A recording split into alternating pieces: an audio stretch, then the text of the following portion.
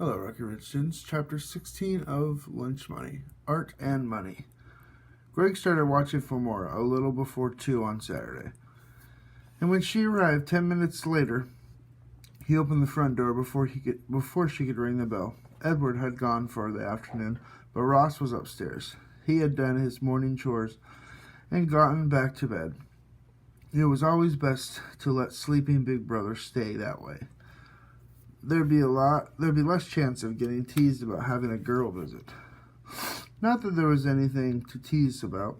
Mora only came over to work. She had already finished the lettering on the cover and the 2 pages Greg had inked before she left Friday night. Excuse me. And she also done the pencil sketchings for all 3 pages for the rest of the comic. Mora followed Greg down the stairs to the playroom. They went and sat in their places. Greg dipped his brush. Mora sharpened her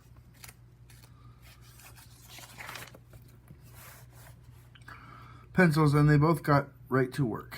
It was all business. There was no chat, barely a word between them for almost 2 hours. The inking work went well, and by 4:30 Greg had 5 more pages ready for letter. Mora had finished her last 3 drawings, and she'd started on more lettering. Greg was amazed, how much faster they work when they don't have to do step by step. Greg was amazed how much faster the work went. We didn't have to do every step by himself. The playroom looked like a little comic book factory. Mora left a little after 5 because she had to go out to dinner with their family, but she took all the ink pages with her and promised to bring them back Sunday afternoon with the lettering done. It wasn't much fun to sit alone in the ping pong table and grind out the pages, but Greg went to the basement after dinner. He stayed on the job until he had finished another 3 pages, and then he gave himself the rest of the night to watch some TV. Mora came over after lunch on Sunday, and she was pleased with herself. See, I finished the lettering on all the pages you inked yesterday, except for these 3 I finished up last night, Greg said. So get back to work, you slacker. Very funny. Mora sat down, and so did Greg, unscrewing the cap of the lettering pen. She said, I bet I'll be done with my job before you're done with yours. Greg snorted. Bet you won't. How much? Said Mora. 1 ice cream sandwich. Mora grinned. You're on. And they both bent over their work. But 2 minutes later, Mora looked up suddenly and said, Hey, no fair. I can't finish first. I can't letter until after you ink. Greg nodded and smiled. And you'd figure that all out by yourself. Good work. Just be glad I didn't bet you $20. It was almost 3 o'clock when Greg handed Mora the last ink page for lettering. It was the back cover of the comic book, which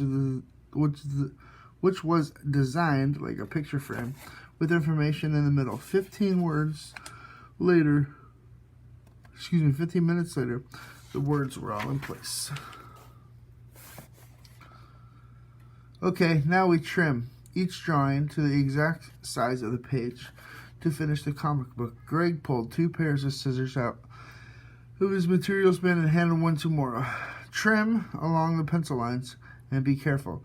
10 minutes later, there were 16 small pages laid out on the floor of the ping pong table, from cover to back cover.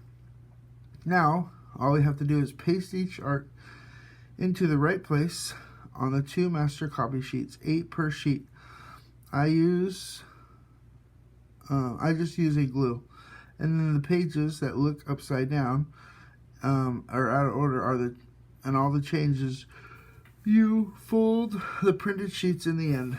Mora nodded, her eyes bright as she took each step of the process. When both master copy sheets were pasted up, Greg said, Time for the copier, and bring your scissors. Mora followed him upstairs. Once again, Greg had hoped that both Ross and Edward would be absent. Only half his wish would come true. Ross sprawled out on the family room couch, half asleep in front of the Clint Eastwood movie.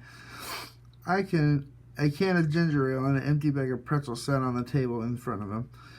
He opened one eye and saw Maura, then looked at Greg and winked. Hey, little buddy. I see your lady friend there." Greg felt the urge to lash out, like he'd done to Aline and Brittany at school on Friday morning. But this time he didn't take the bait. He said, "We're just copying some artwork for projects we're doing, and it's gonna make some noise. We have to." Ross heaved himself off the couch, shut off the TV, burped, mumbled, "Excuse me," in Maura's general direction, and went looking for a quieter place to waste another hour or two. Greg said, "I got the paper. That's good and bright, and that's not thick as regular copy paper. Makes it easier to fold." After placing the first master sheet face down on the glass, he pushed the print and then held the copy for Maura to see. Pointed at the gray area, she said, "See that? I can change the settings and make the part darker.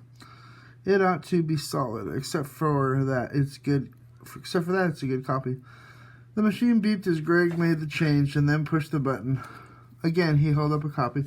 "Look, okay to you?" Maura nodded. "Good," said Greg. Let's print another 14. The machine began whirling away. He said, "This'll take a few minutes. Want something to eat or drink?"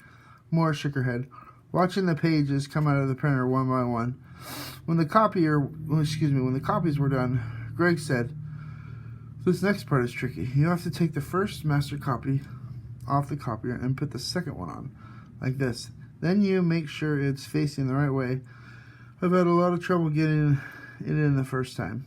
Greg picked up 15 copies of the first master, turned them all over on the blank side and up, and then put them back in the paper tray of the copier. "Now we print the second master copy into the flip side of those 15 sheets." Pushing the print button, he said, "First, you try a single to make sure it's all good."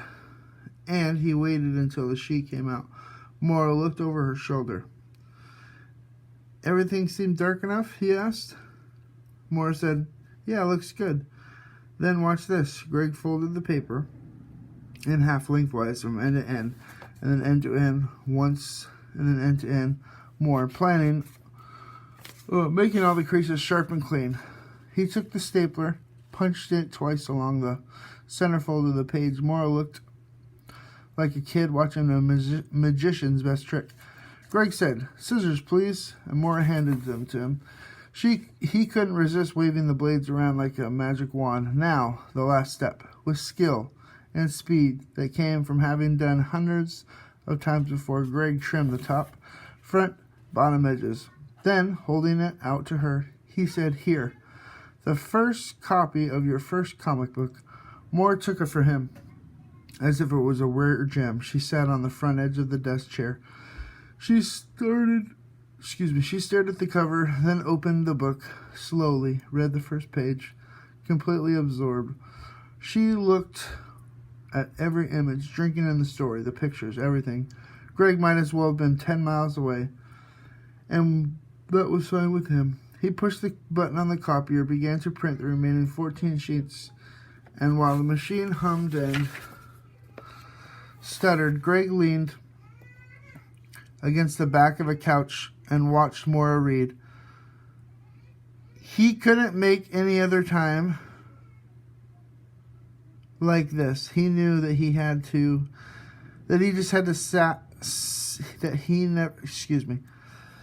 couldn't remember any other time like this. He knew he had never just sat and looked at somebody else's face. Not for a full minute. Then 2 minutes. And then he watched Maura's face, seeing what this meant to her. Greg tried to find a word for the feeling he was getting, because he was definitely getting something. It was fun, but he knew he wasn't the right word. It was more than that, because this experience, Maura having, that he was watching. Sorry. The fun part was knowing that he'd have a lot to do with it.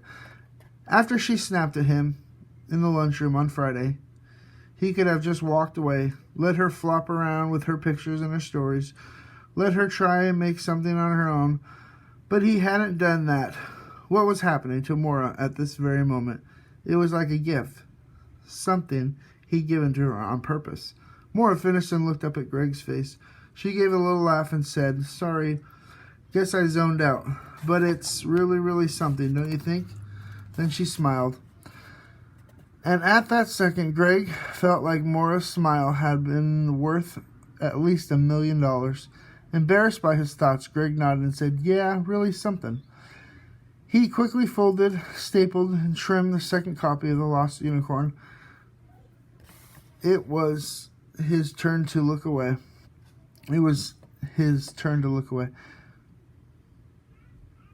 Look through it, sorry. It truly is a great little comic, and Greg couldn't help saying, "I've got to figure out how to sell this. I can make a ton of money." Maura narrowed her eyes. "Correction," she said. "You mean we can make a ton of money?" "We." Greg was annoyed as Maura's tone in his voice, but honestly, he was only half annoyed. He grinned and nodded. "Sorry, bad habit." "We," Maura smiled and said. "That's better." As she continued looking through the comic book, Maura said, "Do you really care that much about money?" Greg looked at Maura like her brain had just plopped out on the floor. "You don't care about money?" "Oh, sure." Like, I almost believe that. "Well, it's true," Maura lifted her chin and said, "but you probably wouldn't understand. I'm mostly an artist, and I just want to make a great comic book and sell it," said Greg, "and make money." Maura sniffed. The money comes way, way, way second. Because if the art and my writing wasn't good, people wouldn't want a comic, and of course no one would pay for it. So to me, the important thing that's good. Greg nodded. "Right. She'll make money." "No," insisted Greg. "So it'll be good?" "Because even if I've never made any money, my comic book would still be good, and that's really what I care about." Greg thought a second and then said, "So you're saying that back when you made all of those potholders, you weren't trying to make money?" Maura tossed her head. "That was different." Greg smiled. "Oh, I see something. You want to make money, and sometimes you just want to make potholders because they're so beautiful." Maura glared at him and said, If you have to know, I made those potholders because you called me brainless and I wanted to shut you up, and I knew that I could make as much money as you could in any day, even more. But even so, those potholders were beautiful, and I didn't make a lot of money, only it didn't really shut you up. Only it did really shut you up, which was only the best part. Greg kept pushing. Well, what about in the cafeteria the other day when I said we could make your comic books and sell them? You argued, didn't you? You argued until I gave you 75% of the profits. So admit if you were fighting for the money or for yourself. No, Maura said. I just wanted to think you could get away with anything. Because you can't. Not with me. And if comics do make money, and I'm going to get a fair share, but that doesn't mean I'm crazy about money, like some people. Greg said, Well, I don't care what you think or what Mr. Z thinks. That's just because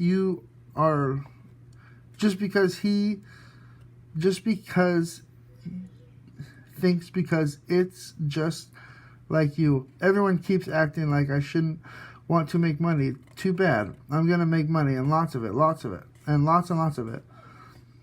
The more the better. And if anybody else wants to pretend money is important, That's fine, because they'll mean more for me. The next 3 minutes, the two of them folded, trimmed, stapled in silence. Then Greg reached over and picked up a small stack of comics Moore had finished. He flipped through them one at a time. This one's okay, and that one's okay. Oh, look, crooked cut on this one, bad staple on this one, and bad folding. 3 out of 5 rejected. You need another lesson. Moore snapped. Give me those. She looked at the comic book Greg had challenged. She said, what are you talking about? These two are okay. I could pull out the staples and put some other in straight, kid. Would still buy them. I'm sure they would. Greg shook his head. Doesn't matter. That's too sloppy. Chunky comics have to be perfect, or at least a lot better than those 3 are. Moore nodded. And then she grinned shortly. Ha ha ha, gotcha. What? Greg said. I don't care whether... Oh, he says, you do care whether the comics are good. It doesn't matter if kids would buy them anyway. They have to be good. That's what you just said. Yeah, so what? Said Greg. You agree with me, that's it. It's not only about money, is it? And then Moira smiled and fluttered her eyelids at him. That's it, Greg said. No more talking. Just finish the stacks, all right? And be careful. And then you can leave. Aye, aye, sir, Moira said.